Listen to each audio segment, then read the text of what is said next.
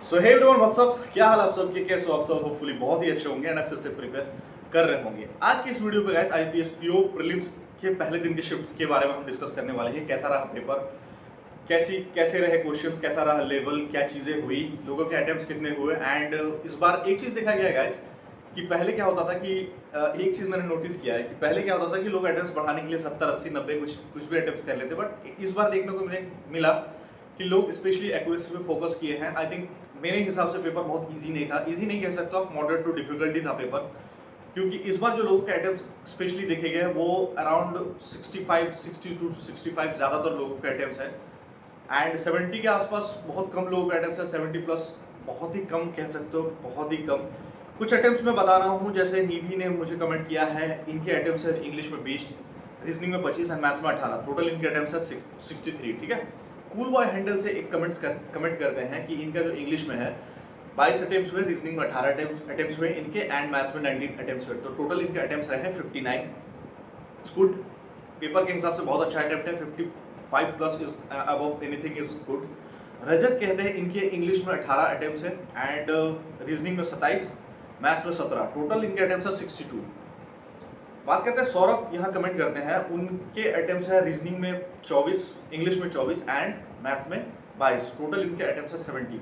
तो इन अटेम्प्ट्स को देख के ये चीज़ पता चलता है कि मोस्ट ऑफ द पीपल जो है उनके जो अटेम्प्ट्स है वो 60 के आसपास, 60 अराउंड के आसपास ही रहे हैं। आप कह सकते हो 55 टू 70 के बीच में ही है।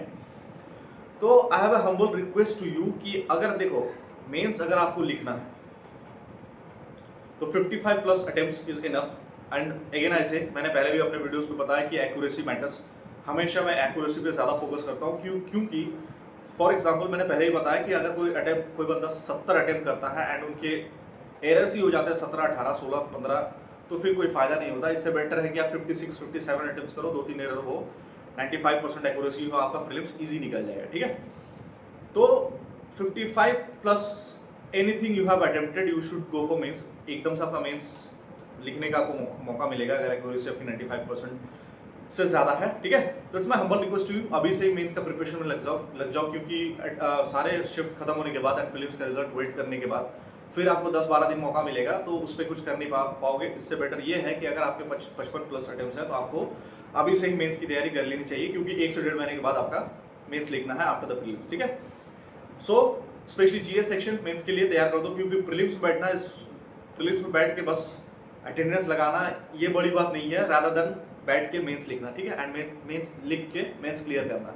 सो अभी से ही लग जाओ, 1-1.5 महीने का मौका है आपके पास। स्पेशली जीए करंट अफेयर्स इस पोर्शन को अभी से ही ठीक कर लो। बाकी मैथ्स रीजनिंग इंग्लिश की जैसे आप मॉक लगाते रहो। एंड सेक्शन वाइज भी अगर आपको लगता है कोई पॉइंट आपका, कोई टॉपिक, स्पेशली डीआई सेक्शन, जैसे मैं स्पेशली रिक्वेस्ट करूंगा कि डीआई पोर्शन जो मेंस का है वो थोड़ा सा लेवल ऊपर रहेगा, उसकी प्रैक्टिस आपको डेफिनेटली होनी चाहिए। एंड पजल्स जो हाई लेवल पजल्स है उसकी प्रैक्टिस आपको जरूर होनी चाहिए। So thank you for watching, मिलते हैं अगले वीडियो पे। All the best, cheers.